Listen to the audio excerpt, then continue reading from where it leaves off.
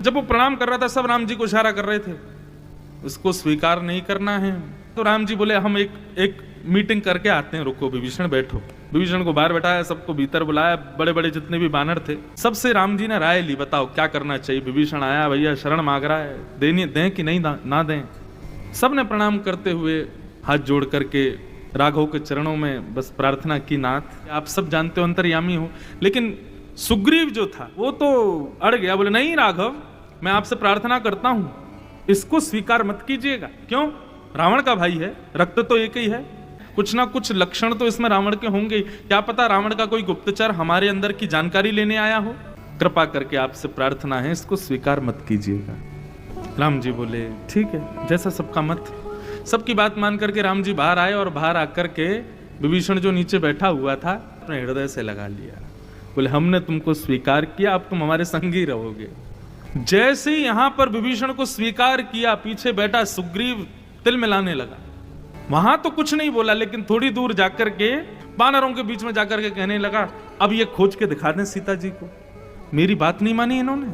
जब मेरी बात माननी नहीं थी तो सबके सामने पूछा क्यों मुझसे? अपने मन की करनी थी जब राम जी को, तो सबके सामने क्यों पूछ रहे थे कि हे सुग्रीव बताओ हम क्या करें? और यदि मैंने बताया तो फिर माना क्यों नहीं? जब अपने मन की करनी है तो मुझसे क्यों कह रहे हैं? अब ये अकेले ढूंढ के दिखा दें सीता जी को, मैं तो अब सहायता करूंगा नहीं। इस प्रकार से सुग्रीव वचन बोलने लगा। राम जी बोले बीमार हो गया सुग्रीव, बुलाओ तो जरा। हनुमान जी गए, महाराज जी राघव बुला रहे हैं। सुग्रीव आया, आकर के नीचे नजर करके बैठा था, कुछ बोल नहीं रहा था, बस नाक कान फूले हुए थे। राम जी बोले कहो सुग्रीव क्या कह रहे थे? नहीं कुछ नहीं, हमको कुछ सुनाई दिया, आप वानरों से जाकर के कुछ कह रहे थे। सुग्रीव नीचे नजर करके बस बैठा था। राघव ने तब एक बार रामायण में वाल्मीकि जी में ऐसा कहा, मानो जैसे परब्रह्म बोल रहा। सुग्रीव लक्ष्मण जी को देखना जरा। सुग्रीव जी लक्ष्मण जी को देखने लगे। बोले लक्ष्मण जितनी देर में अपनी आंखों की पलक झपकाता है ना, इससे भी कम क्षण में एक नहीं असंख्य रावण आ जाएं, उनको यहीं बैठा बैठा मार दूंगा मैं।